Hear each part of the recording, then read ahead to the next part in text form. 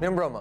Një nga ngjarjet më të rënda të viteve të fundit është regjistruar në një nga zonat më të populluara të Tiranës pas ditët dhe në dritë të diellit kur një autobomb me gjas me telekomand holli në erë një makinë Mercedes pranurës së stacionit fundër të Tiranës së Re dhe si pasojë një djalë i ri, Prend Gjini, po lufton për jetën në spitalin e Tramës pas plagëve që siç pritet i kanë dëmtuar ndjeshëm gjymtyrët. Është ngjarja e dytë e rëndë e ditës pas vrasjes në familjen Bathoresit dhe dënimit 14 vjeçar për çekajt për 600 kg të kokainës që u kapën në kontenerët e bananeve kohë më parë. Për këtë ngjarje dhe historitë që lidhen me të do të flasim në pjesën e parë të programit. Ika e Besa Shahidit ka lënë pikpyetje të reja për kabinetin Rama, a do të ketë lëvizje të tjera? Përse iku ministri i Arsimit dhe a ka lidhje kjo me ngjarjet në Shqipëri apo në Kosovë? Socialistët duket kanë ndezur motorët për një mandat të tretë, por njerëzit duket se nuk janë aq të gatshëm të harrojnë gafat jo të pakta të mandatit dytë të ministrave të vjetër, atyre të rinj, si dhe përgjegjësinë personale të kryeministit në ngritjen e tensioneve në vend gjatë vitit 2019. Tërmeti dhe pandemia ishin ngjarje objektive, por mënyra se si qeveria ju përqas krizave nuk është ajo që pëlqejnë të gjithë. Në këto kushte, ndryshimet kushtetuese për listat hapura dhe koalicionet ndara mbeten shpresë fortë e të majtëve për të reduktuar kompansinë e rradhëve të opozitës, ndërsa Këshilli Politik është në krizë, pasi socialistët nuk pranojnë tërheqje, ndërsa demokratët duket se nuk kanë mendje për luftë të re, me gjithë dëshirën e Metës. Futja e PD-s në një listë veçmas dhe LSI-s dhe aleatëve të saj veçmas bën lojën interesante sa kohë as PS dhe as LSI ende nuk flasin qartë dhe shkoqur nëse e përjashtojnë bashkëpunimin pas zgjedhor me njëra tjetrën. Pyetja është, a do të ishte kjo zgjidhja më e mirë për vendin? Për këtë do të flasim gjithashtu sonte në program. Sigla.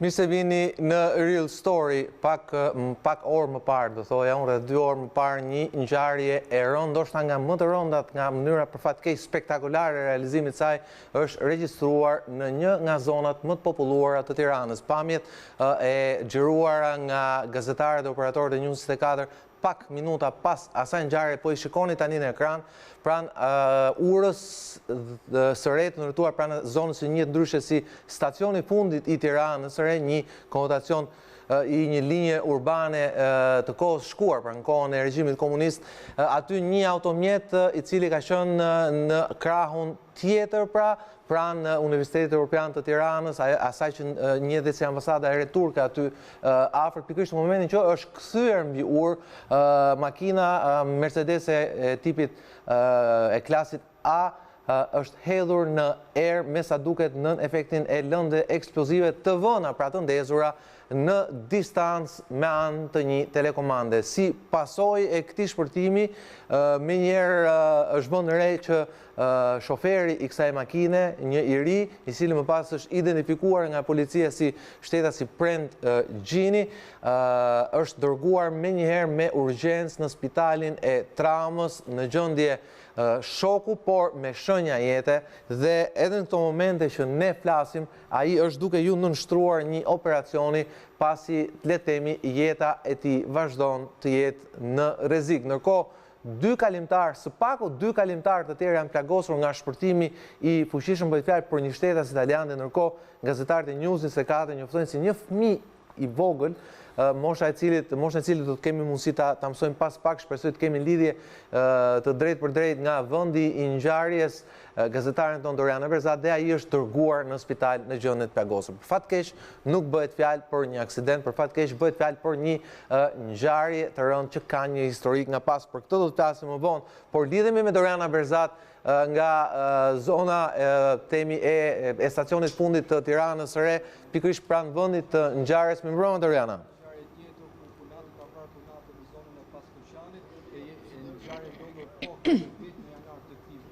Pra kemi disa ngjarje të cilet janë të ngjashme me njëra tjetrën, por qarku të Tiranës nuk i ka munguar në një ngjarje tjetër. Doriana, më dëgjon? Regjistruar, të paktën është konstatuar mëngjesin e sotëm rreth orës 6 të mëngjesit. Atëherë kemi një problem me gazetaren ton, ndërkohë desa lidhur me Dorianën, unë kam në studio gazetaren tjetër të kronikës të njohur të News 24 dhe jo vetëm Klodi Lale. Më mbrëmë Klodi Lale, faleminderit që me mua sonte, megjithëse me urgjencë bëhet fjalë për një, le të themi sot ka qenë një ditë e ngarkuar me ngjarjet, ka qenë që ditë që ndjekur gjyqin e Arbër Çekajt, që edhe ajo do meritonte sigurisht një vëmendje më vete. Por ka pasur një ngjarje të rëndë bathore, një vrasje brenda familjes që për fat keq nuk është hera e parë, por ngjarja e sotme për nga mënyra e realizimit është një vepër spektakolare e krimit dhe për fat keq duket e krimit organizuar mund, apo jo, pasi bëhet fjalë për pjesëtar të një familje e cila është goditur dhe më parë nga këto konflikte që me sa duket kanë temi pazare të pasqaruara apo të lëndëve narkotike apo jo. Mirë mbrëma, në fakt unë kam qenë duke raportuar për dënimin e Arbër Çekajt në momentin që jam informuar nga policia e shtetit se kishte një shpërthim shumë të fuqishëm në atë që ju e konsideroni si stacioni fundit i Tiranës së Re.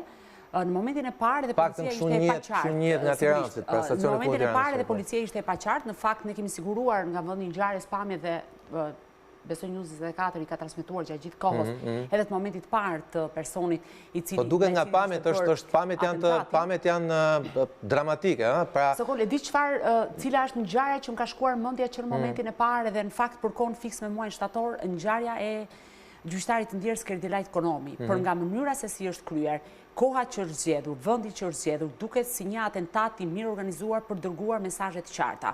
Ne do të flasim më pas. Po çfarë mesazhe, sepse kam përshtypjen që kjo, domethënë, unë kam një përshtypje që si duket kanë nxituar ta kryen këtë ekzekutim ata që kanë pasur interes pa marrë parasysh shumë pasojat që do kishin tek njerëzit e kalimtarët. Dhe deri tani flasin për sfaku për dy të plagosur të tjerë apo jo? Sepse në fakt krimi organizuar nuk pyet nëse mund të vrasë edhe kalimtar të rastit. Krimi organizuar do të arrijë qëllimet e tij. Në momentin që personi, pra Prend Gjini, ishte vendosur në shënjesën e krimit organizuar dhe ne duhet theksojmë që familja Gjini ka patur edhe të tjerë të vrarë.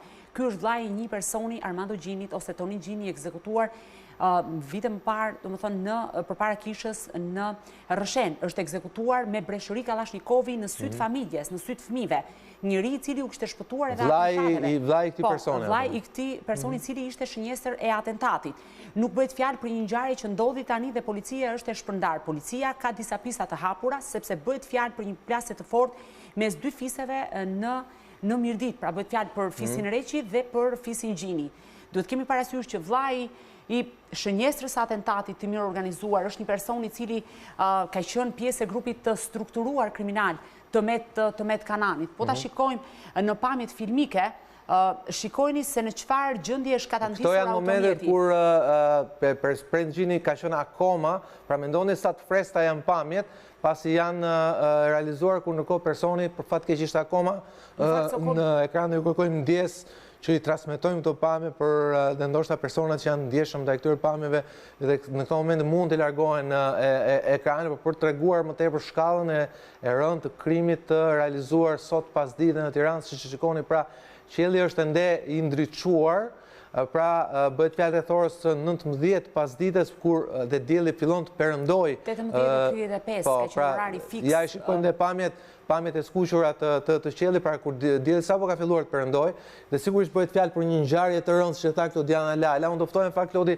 të ndjekim kronikën që lidhet me ngjarjen e rëndë të një viti më parë ku ka mbetur i vrarë vllai i Prend Gjinit, personi i cili sot po lufton për jetën në spitalin e Traumës në një operacion intensiv i cili vazhdon, por vllai i tij ka humbur jetën një vit më parë dhe ai në rrethana të ngjashme. Ndjekim kronikën.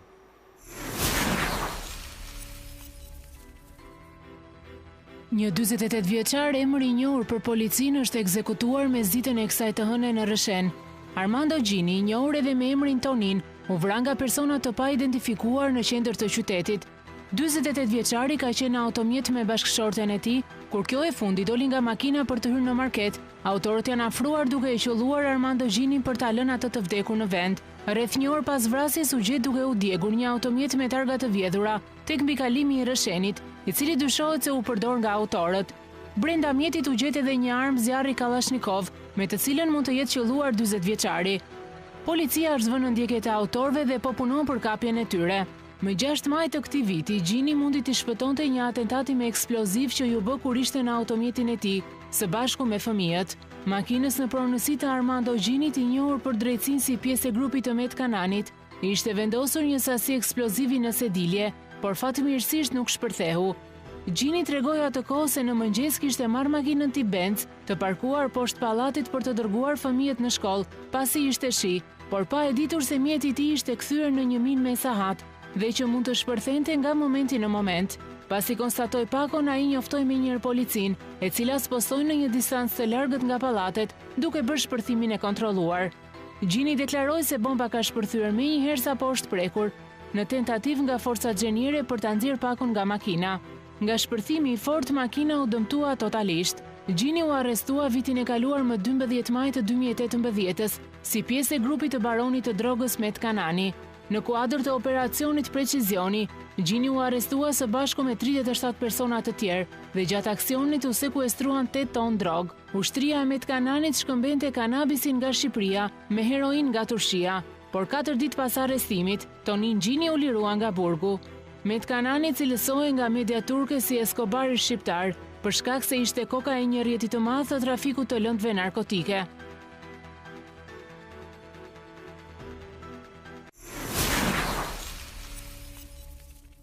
Klodi, me sa kuptojmë, pra bëhet fjalë për një person i cili s'paku ka lidhje me persona që kanë punuar me të ashtu quajturin bos drogës Kanani, arrestimi i cilit u prit edhe me temi duar trokitje nga ambasada amerikane, por duket që hesapet nuk kanë mbaruar. Është kjo shenjë se në fakt një gjë që ne kemi diskutuar edhe në raste të tjera, si në rastin e Shkodrës, në rastin e Elbasanit, që goditet themi njëri grup kriminal, por ndërkohë grupi tjetër rival vazhdon aktivitetin për fat keq apo jo. Në fakt, Sokol, dua të ndalem pak më herët. Nuk është një ngjarje e nisur në 2019. Në fakt, shkëndijat e para të përplasje mes dy grupeve kriminale kanë nisur në vitin 2016, aso kohë kur u ekzekutua drejtori OSHE-s Ajmir Jaku. Nisi edhe përplasje e parë mes grupeve kriminale Gjini dhe Reqi, sikurse ju shpjegova. Pse them që është një atentat i cili jo vetëm ka patur për qëllim për të goditur dhe për të ekzekutuar pa diskutim shënjestrën, por ka patur për qëllim të çojë edhe mesazhe.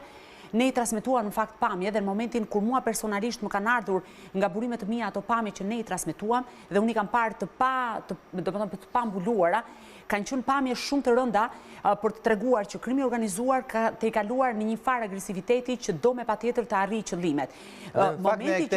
E kemi një farë mënyrë edhe pritur dhe paralajmëruar që do të ketë një agresivitet në lidhje të krimit organizuar, sidomos pas pandemisë. Pas pandemisë, por edhe pas temi disa aksioneve, si edhe OFL-ja që s'mund ta përjashtojmë, apo aksione të tjera, pra duket që sa më shumë shtrëngohet ripi, aq më shumë nxitojnë të lajnë hesapet me njëri tjetrin. Sepse kam përshtypjen që duke goditur njëri tjetrin, çfarë ndodh rrugës? Grupi kundërshtar ka rrugën e hapur për zhvilluar trafikun e drogës. Në përplasjen mes dy grupeve kriminale duhet kemi parasysh që edhe familja Reqi, sepse bëhet fjalë për vrasje të ndërsjella, edhe familja Reqi ka humbur dy pjesëtar. Kastriot Reqi, ne kemi qenë në studion tuaj kur kemi diskutuar për atentatin me snajper në qendër të Rëshenit. Një person i cili pra ai është i familjes temi rivale dhe kjo është pista kryesore që ka ngritur prokuroria e Tiranës, e cila për herë të parë pra ngjarja e famshme me snajper që u diskutua që snajperi mund të kishte ardhur nga jashtë, pra ose mund të ishte një person me spaku përvojë shumë madhe ushtarake, pasi ekzekutimi ishte në limitet e distancës dhe precizionit. Dhe dyshohet sipas prokurorisë, një ndër personat i cili është hetuar është pikërisht edhe shënjestra atentatit, pa lidhur me atentatin e ndodhur ndaj Kastriot Reqit dhe me ekzekutimin e Kastriot Reqit me snajper në zonën e Rëshenit. Dyshohet deri më tani, edhe pse nuk ishte një akuzë zyrtare, pikërisht shënjestra e natës së sotme. Pra ju po thoni atë që nuk e bën dot me shpejtësia e gjykimit nga vetë kriminalët është më e madhe se shpejtësia e gjykimit nga drejtësia. Pra ata e kanë identifikuar porositësin, le të themi, sipas jush, përpara se ta identifikonte drejtësia. Në fakt, këto janë të dhëna që nuk janë sipas meje, referohen në burime zyrtare të policisë dhe të prokurorisë. Shpeshherë policia dhe prokuroria ka veprime hetimore sekrete, të cilat vetëm në momentin që ndodhin ngjarje të tilla mund të dalin në pa. Unë natën e sotme që në momentin që jam informuar dhe kam marrë pamjet e para dhe kam mësuar se kush ishte shënjestra atentatit dhe që më rezultoi të ishte vllai i një personi të ekzekutuar më herët, pra 1 vit më parë, sigurisht që kam me burimet e mia jam përpjekur të marrë të dhëna dhe të pyes për personalitetin e tij. Dhe shënjestra e atentatit të sotëm ka qenë një person i cili është hetuar si një ndër njerëzit që kishte lidhje direkte me atentatin ndaj Kastriot Reqit. Familja Reqi ndërkohë më herët kishte humbur një tjetër pjesëtar, bëhet fjalë për Gasper Reqin i vrarë në Rom. Pra kishte dhe shkon në 5 numri i të ekzekutuarve deri në këto momente. Dhe tani ku janë cilës palë takojnë 2, cilës palë takojnë 3? Nga 2 në të 2 palët dhe atentati është i treti në familjen Gjini, deri më tani Prend Gjini është për fat mirë i gjallë. Por atentati, pra, në rregull, por atentati është po lufton për jetën. Ndërkohë lidhemi pak për të rejat më të fundit nga vendi i ngjarjes me Doriana Verzat. Mirëmbrëma Doriana, shpresojmë të funksionojë lidhja e kësaj radhe. Atëre e nisim nga dhënat më të fundit që ti ke njoftuar më herë News 24 se tashmë është shtuar numri i personave të plagosur nga ky atentat i orës 18:35, 34:35 pranë zonës temi pranë pallatit me shigjeta, le ta themi kështu, shumë afër pallatit me shigjeta në dalje të Tiranës, janë 2 persona tjerë plagosur, cilët po i nënshtrohen kujdesit mjekësor në spital?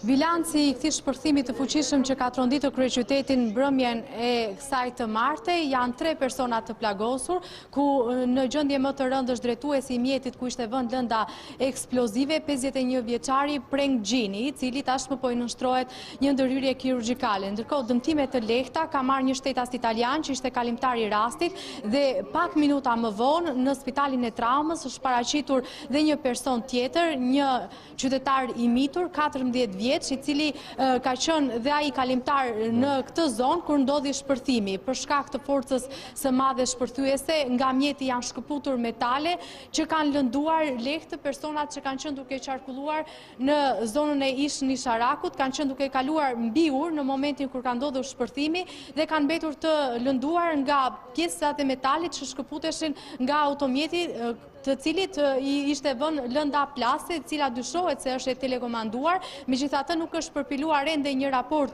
i ekspertëve inxhinier që kqyrën me imtësi mjetin. Dyshohet se lënda plase ishte vendosur në pjesën e përparme të automjetit, në gomën e përparme nga ana e pasagjerit ishte fshehur. Sipas dëmtimeve që ekspertët panë në vendin e ngjarjes, dolën në këtë konkluzion. Doriana, nga vendi i ngjarjes, nga numri i dendur i popullsisë që jeton atë ngjarje, nga ora e zgjedhur, le të themi që përjashto personin e përfshirë direkt në ngjarje i cili po lufton për jetën dhe 2 persona tjerë plagosur, duket si në çdo rast kalimtarët kanë qenë shumë me fat. Nga ky shpërthim i cili për fat ka plagosur vetëm 2 prej tyre, ti më thua gjendja e tyre nuk është e rënduar apo jo, pra kanë marrë plagë të lehta apo jo? Gjendja fatmirësisht ata kanë marrë dëmtime të lehta, vetëm gërvishtje në pjesë të ndryshme të gjymtyrve, por fatmirësisht janë jashtë rrezikut për jetën 2 kalimtarët, pra kanë mësuar vetëm dëmtime të lehta. Madje 14 vjeçari, siç e theksova, është paraqitur shumë më vonë në spital sesa 2 të plagosurit e parë, shtetasi italian dhe drejtuesi i mjetit, i cili duhet thënë se është në gjendje kritike. Këtë e vërtetoi edhe drejtori i spitalit të traumës në një prononcim për News 24, ku tha se po lufton për jetën dhe po i nënshtrohet një operacioni. Dëshmitar okular të vendit të ngjarjes, me të cilët unë kam komunikuar me njëherë sapo mbërita këtu, të cilët më kanë vënë në dispozicion edhe pamje filmike mjaft të rënda, shihen dëmtimet të plagosurit, të 51 vjeçarit, kryesisht në pjesën e gjymtyrve, por edhe në pjesën e kokës kishte dëmtime, pasi siç e theksova, nga forca shpërthyese e lëndës plase, pati një shpërbërje të mjetit dhe pati fluturime në ajër të metaleve që kanë lënduar edhe drejtuesin e mjetit, i cili tashmë ndodhet në spital. Okej, faleminderit Doriana, ndërkohë të ndjekim pak më herë për News 24 drejtori i spitalit traumës, i cili flet dhe jep detaje lidhur me gjendjen e të plagosurit dhe operacionin të cilit ai i është nështruar dhe vazhdon dhe në këto momente që ne flasim. Gjendje shumë serioze, aktualisht është futur në sallën e operacionit dhe po operohet. është diçka më ndryshe nga momentet e para të mbritjes së tij në spital, por sigurisht që situata e tij mbetet ende në vështirësi. Ai ka mbërritur i gjymtuar, zoti Zenelaj, sepse sipas dëshmitarëve okular ka patur dëmtime të rënda dhe të dukshme me sy të lirë në gjymtyrët e tij. Si ka mbërritur në spital? Dëmtimet janë konsideruar të rënda, sigurisht që mjekët janë fokusuar kryesisht në shpëtimin e jetës në momentet e para dhe ndërkohë tani po saktësojnë gjërat pasi, siç u thash, është në ndërhyrje kirurgjikale dhe detajet janë të rezervuara. Kështu që në momentet ose në orët në vijim pastaj do saktësohen edhe më.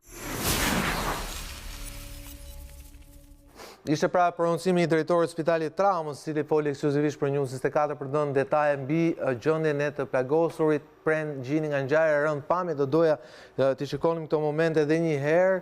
Këto janë pamje ndërkohë që vinë live nga vendi i ngjarjes. Shikoni mjetin e tipit Mercedes klasa A, një model relativisht jo i ri makine, pra duket që personin fjalë ka tentuar të qarkullojë me një mjet të temi jo të identifikueshëm, pra një mjet jo spektakolar, ndoshta edhe kjo një nga arsyet për t'u shmangur vëmendjes personave që, si shpjegoi Klodi Lala këtu, pra si duket e kanë ndjekur ato për kohë gjatë në pritje të gjetjes së momentit të dur. Duket që është ruajtur shumë, por sa kohë është gjetur një moment jo i përshtatshëm për kalimtarët, por ata kanë vendosur si duket ta ekzekutojnë atë në atë moment. Gjini, ju kujtoj, pra lufton për jetën. Ndërkohë Doriana, një pyetje fundit kam për ty para se ndërpresim këtë lidhje bashkë.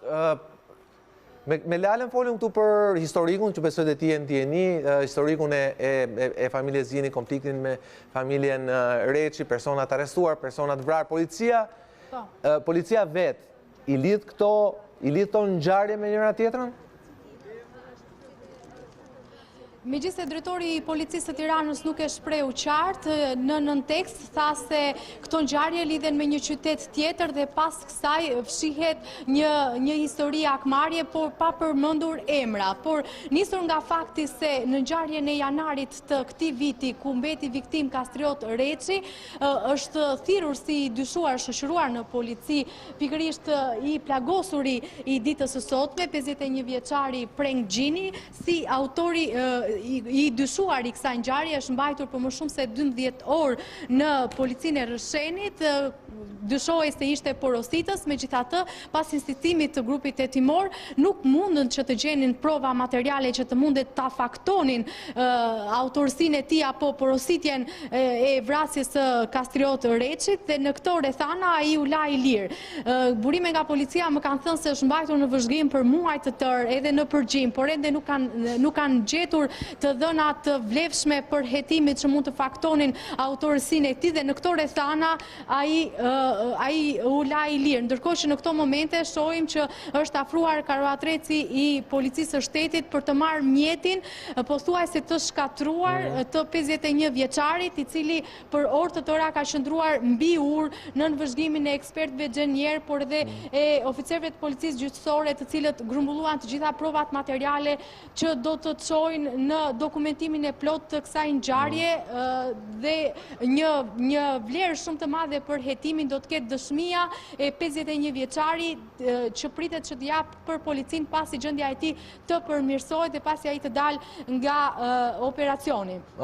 Pasi për policinë është shumë e rëndësishme të di se lëvizjet që ka bërë 51 vjeçari me këtë mjet, ku ai e ka parkuar, pasi pamjet e kamerave të sigurisë të këtyre ambienteve që fal ligjit për masat shtesë të sigurisë, duhet thënë se pjesa më e madhe e ambienteve kanë kamera sigurie, dhe kjo ka ndikuar që shumë ngjarje të rënda kriminale, jo vetëm në kryeqytet, por edhe në qytete të tjera, të mund të zbardhen dhe autorët të identifikohen pikërisht nga pamjet e kamerave të sigurisë. Do t'jetë dëshmia e tij për itinerarin që ka bërë me këtë mjet, që do të çojë me shpresën në identifikimin e autorit më së paku të personit që ka vendosur lëndën plase, e cila dyshohet të jetë vendosur vendosur në pjesën e përparme të këtij mjeti, i cili po merret tashmë nga policia, do konservohet edhe ky automjet si provë materiale e kësaj ngjarje që për fat të mirë nuk shënoi viktima, por lëndoi rënd 51 vjeçarin Prend Gjini. Duhet thënë se kjo është hera e dytë që familjes Gjini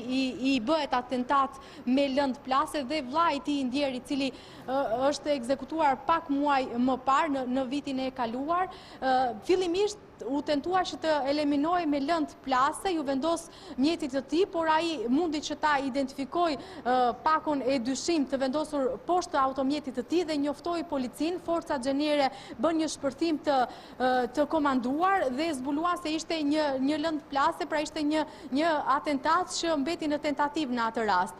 Dhe për ironi të fatit, e njëjta histori i përsëritet edhe vllait të tij, ku këtë rast nuk pati fatin e mirë që ta identifikonte para se lënda plase të shpërthente. Doriana, të falenderoj shumë, sigurisht të flasim nëse ka ngjarje apo detaje të reja, sigurisht shpresoj që ti të kesh kohën e durimit lidheshme, ne pak më vonë në program. Falenderoj shumë për raportimin, ndërkohë do doja nxjerrim foton nëse regjia na ndihmon, foton e makinës, pasi është shumë e rëndësishme të shikojmë mjeti i cili duket që dëmtimin kryesor e ka marrë në pjesën e përparme të motorit, afër sediljes së shoferit.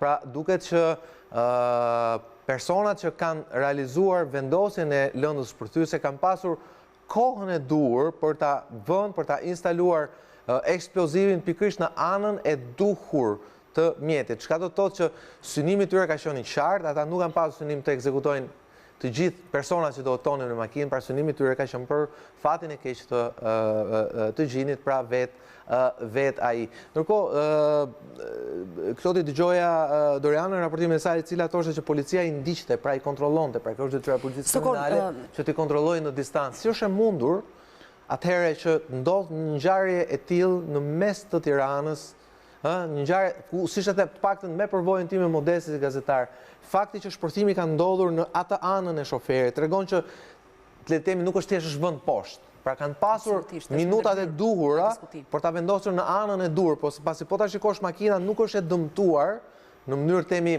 përfundimtare në pjesët e tjera. Duket që pjesa para ke motorit tek shoferi, sedila e shoferit ka qenë targeti kryesor. Me gjas, edhe nëse do kishte persona të tjerë që do ishin brenda, me gjas ndoshta nuk do të kishim mësuar dëmtime të rënda. Duket që ka qenë sasia e duhur e tritolit, e shpërthyesi, nuk e di çka ka qenë, dhe vendosur në vendin e dur dhe kanë pasur kohën e dur. Dhe kjo të shton dilemën që kjo policia që gjërmon dhe i gjurmon dy grupet rivale me njëra tjetrën në distancë etj, si ka mundësi që i shpëton një gjë e tillë? Atëherë jo pa qëllime nisa në hyrjet e emisionit duke thënë që Prend Gjini është një person i cili kishte në një farë mënyrë ngarkesa kriminale. Është, sikur se tha kolegja, u theksova dhe më herët, është hetuar në fshehtësitë plot nga ana e prokurorisë dhe policisë lidhur me dyshimet që ka të bëjë pikërisht me ekzekutimin e Kastriot Reqit vetëm pak muaj më parë. Në fakt, përkundër nga sa tha kolegja, policia e shtetit e ka sot të qartë itinerarin që ka ndjekur shenjestra atentatit. Ditën e sotme ai ka udhëtuar në drejtim të Lushnjës, ku ka qëndruar për disa orë dhe mendohet që lëndën eksplozive të paktën sipas këqyrjeve paraprake e ka patur të montuar edhe gjatë udhëtimit në drejtim, të Lushnjës. Ka qëndruar disa orë në qytetin e Lushnjës, është kthyer dhe ka qëndruar i parkuar në parkingun e një spitali privat në kryeqytet. Për disa orë të tjera, nuk e di për të afërt apo për arsyet e tij shëndetësore, këtë nuk mund ta them ende sepse janë hetuesit në këto momente që po flasim. Dhe pamjet, ashtu që thash, pra dëmi është, synimi ka qenë i qartë. Ka qenë shoferi i mjetit, pra nuk ka makina në pjesët e tjera të saj, në sedilet e tjera të saj, për ashtu të parë, ka marrë dëmtime, cilat mund të shkaktonin plagë, po jo serioze edhe për pasagjerë. Duke synimi ka qenë i qartë. Sigurisht. Nga Lushnja ka udhëtuar në drejtim të spitalit privat në Tiranë, ku ka qëndruar për një kohë relativisht të gjatë dhe prej andej ka parkuar në parkingun e një universiteti po privat në kryeqytet. Dhe në momentin që ka dalë nga ambientet e universitetit privat, por këta janë provat të kopsitura në kuptimin. Dhe në fakt në këtë segment rrugor janë së paku 2 universitete private që gjenden aty. Në njërin prej tyre ka qëndruar për pak minuta, është parkuar automjeti, nuk ka pra personat cilët kanë bërë shpërthimin e telekomanduar, kanë qenë të qartë për momentin se ku ata do ta shpërthenin për mesazhet që do dërgonin. Momentin që ka marrë kthesën, pra ka dalë nga ambientet e universitetit privat, gjë që është e konfirmuar nga pamjet e kamerave të sigurisë, është shpërthyer dhe sigurisht sasia ka qenë, mendoj, një sasi e konsiderueshme për sa kohë, edhe pse nuk ka një akt përfundimtar për të patur edhe për të bërë të mundur ekzekutimin. Çfarë dua të Ndërkohë po shikojmë pamjet kur Gjini është transportuar pranë ato ambulancës që më pas e ka dërguar në spitalin e traumës në Tiranë, ku ai po vazhdon të nënshtrohet prej tashmë më shumë se një orë e gjysmë një operacioni për t'i shpëtuar atij jetën. Lidhur me pyetjen që më bë Sokol, a ka policia shqiptare mundësi për të patur nën vëzhgim çdo eksponent kriminal në këtë vend? Unë mendoj që kam përshtypjen që nuk ishte ajo çfarë donte thoshte kolegja, sepse policia ka të pamundur që në harkun kohor të 24 orëve pa ndërprerje të kontrollojë lëvizjet e çdo subjekti apo personi që mund të jetë i dyshuar. Sigurisht që Prokuroria e Tiranës ka ngritur një grup hetimor, është duke hetuar për një atentat që ka të bëjë me motive hakmarrje dhe gjakmarrje, sepse duhet kemi parasysh që në zonën e Veriut hyn shumë edhe gjakmarrja. Unë ju shpjegova që kalvari i ngjarjeve ka nisur që në vitin 2016 dhe mendohet që ka të bëjë pikërisht me prishjen e pazareve të drogës.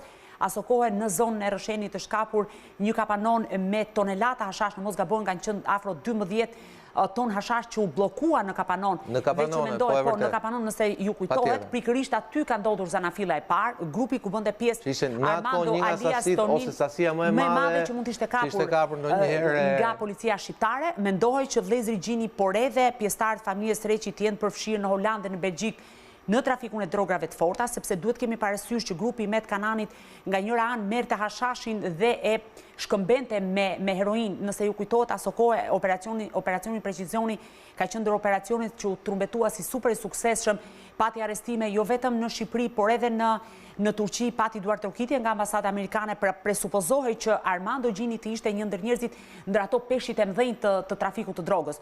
Fakti që ai u lirua 72 orë më vonë, sigurisht që qeli edhe të gjitha të kalvarin e ngjarjeve të rënda. Duhet kemi parasysh që kalvari i vrasjeve nisi me ekzekutimin e drejtorit të OSHE-s, Sajmir Jaku, më pas pati vrasje nga ana e në familjen Gjini, sepse sigurisht Armando Gjini u ekzekutua, sikurse ne pam edhe nga kronika, në sy të bashkëshortes dhe fëmijëve, u kundërpërgjigj dyshohet nga ana e policisë dhe u ekzekutua me snajper Kastriot Reqin, ndërkohë që familja Reqi kishte humbur gjithashtu një tjetër pjesëtar, Gasper Reqi, i cili ishte vrarë në Rom. Vim tashmë së fundit tek atentati mirë organizuar.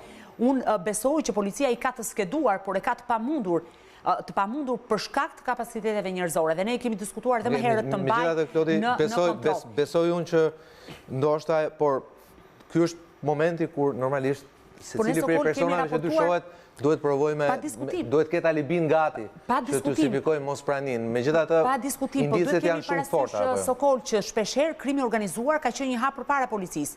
Nëse policia ka shkuar për të arrestuar një person, krimi organizuar nuk ka pritur të arrestoj policia, po e ka ekzekutuar. Dhe ne kemi plot larje hesapesh të ngjarjeve të cilat edhe sot policia praktikisht e ka të qartë linjën apo rrjedhën e ngjarjeve kriminale, por nuk ka mundur të provojë autorsinë e tyre. Kjo ngjarje, di pse më shqetëson Sokol, nuk është një ngjarje që në fakt kishte në shënjestër një person i cili mund të kishte ngarkesa apo qëllime hakmarrje apo gjakmarrje. Mua si qytetare më shqetëson vetëm për një arsye. Teatri që u zgjodh. Përveç asaj, mund të vriste personat pa faqe. Teatri që u zgjodh. Pra skena e teatrit që u zgjodh për të luajtur këtë akt drame është orari që u zgjodh, paniku që shkakton dhe përcjell tek qytetarët, fakti që u zgjodh një zonë e populluar, sepse keni parasysh që atentatet e mëparshme kanë qenë makina luksoze, në makina që kanë kushtuar mijëra euro, ndërkohë që Prend Gjini po ta shikosh një makinë që kushton vetëm shumë pak para. Një farë e priste se ka tentuar sigurisht qarkullonte me një mjet modest. Pra në këtë kuptim, mua më shqetëson problematika që shkakton në shoqëri. Imagjinoni një 14 vjeçar i cili duke kaluar ka qarkulluar me një mjet i cili praktikisht kushton shumë më pak se sa mund të kushtuar bomba. Për ta vendosur. Dhe aksione për ta ekzekutuar. Por krimi organizuar dërgon mesazhe. Nuk ka qëllim vetëm të vrasë në caktuar. Ndaj grupit rival, Sokol. Sepse duhet kemi parasysh që grupet që janë të përfshira në çështjet në trafikun e drograve të forta janë grupe që janë shumë të ashpra dhe shumë të dhunshme. Janë grupe të cilat nuk pyesin për limite, nuk pyesin nëse aty do vritet një 14 vjeçar i cili mund të ishte vrarë.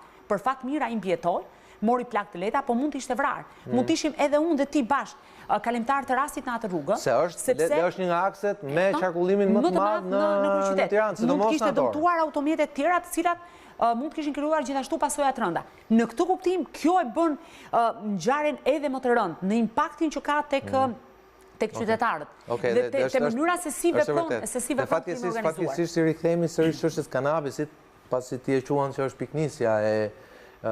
piknisja e gjithçkaje, pra, e gjithçkaje. Për fat keq, kanabis nuk është thjesht kanabis. Kanabisi kthehet në një temi në formë clearingu, pastaj për droga më të rënda, për të cilat, siç edhe ne për fat keq po e shikojmë grupet kriminale nuk falen. Unë mendoj që kjo do të jetë një ngjarje shumë e vështirë për policinë dhe prokurorinë për të patur një pistë të qartë. Edhe nëse do të shkojnë në fakt tek ekzekutori, tek personi i cili ka vendosur bombën me telekomand, unë mendoj që do të jetë shumë e vështirë për shkuar tek urdhëruesi. E kam ngritur disa herë këtë shqetësim dhe shpesh më kanë parë me dyshim edhe zyrtarët e policisë, edhe drejtuesit e Ministrisë së Brendshme, sepse është shumë e lehtë mbase në momente të caktuara për shkuar tek ekzekutori, por është shumë e vështirë për shkuar tek urdhëruesi. Dhe nëse në rastet konkrete dhe në rastet të tilla nuk penalizohet ose nuk ndëshkohet urdhëruesi, unë mendoj që për fat keq dhe nuk dua të bëj parashikime të zimta, unë mendoj që mund të kemi sërish një vijim të gjithë kalvarit të ngjarjeve, sepse kemi dy familje në konflikte të hapura, me shumë viktima, me shumë njerëz të nduar, me shumë njerëz problematik, me shumë pazare të prishura. Është një ngjarje që paralajmëron ngjarje të tjera. Duhet kemi parasysh që Kastriot Reqi u vra në mes të qytetit nga një person u vra po ashtu në mënyrë spektakolare. Pra, duhet kemi parasysh, nëse mban mend, në këtë studio ne kemi thënë që ekzekutori ishte i maskuar si femër. Pra njëri që kishte menduar deri në detaj, edhe ekzekutori në natën e sotme, pra që ka patur qëllim ta ekzekutoj Prend Gjinin, e ka patur shumë të qartë se mesazhin që do të dërgonte, vendin që ka zgjedhur, mënyrën se si do ta kryente atë, pra janë një mekanizëm i tërë për ta kryer këtë gjë. Për ta përmbyllur me një fjali, unë mendoj që policia në rastin konkret dhe prokuroria do duhet ta shtrihet hetimin jo vetëm në përplasjet këtu brenda vendit, por do duhet ta shtrihet hetimin edhe në Turqi ku është goditur grupi Metkananit, edhe në Belgjik ku ushtronin aktivitetin pjesëtarë të dy fiseve, edhe në Holand, do duhet të jetojnë edhe brenda administratës apo institucioneve në zonën ku dy grupet kriminale janë të vendosura dhe ushtrojnë pushtetin e tyre. Gjithashtu do duhet që në të ardhmen të punojnë shumë për të patur njerëz të penduar, ata që ne i konsiderojmë pentito, sepse duhet kemi parasysh që proceset më të fuqishme dhe ata që nuk janë rrëzuar më vonë nga drejtësia shqiptare janë ato procese që kanë patur dëshmitar të penduar, sepse ata mund t'i çojnë policinë dhe prokurorinë të prekin ato detaje që në fakt nuk do të mendoheshin në një situatë tjetër. Okej, Klodiana, falenderoj shumë për temi për thellimin.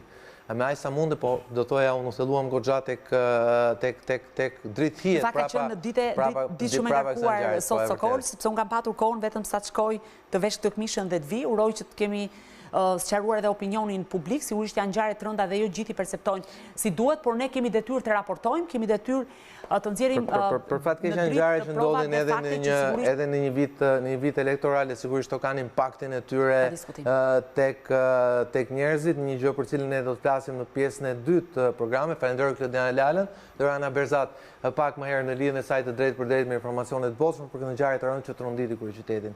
Në pjesën e dytë të programit do rikthehemi me kolegët e mi Fatos Luboja, Skënder Mixhozi, Arjan Vasjari dhe Roberta Kepillari për të folur për sezonin e ri politik, i cili duhet thënë, spaku, dhe ky është lajm i mirë, ka tone pak më të ulta se shpërthimi i 2 orëve më parë. Rikthehemi pas pak.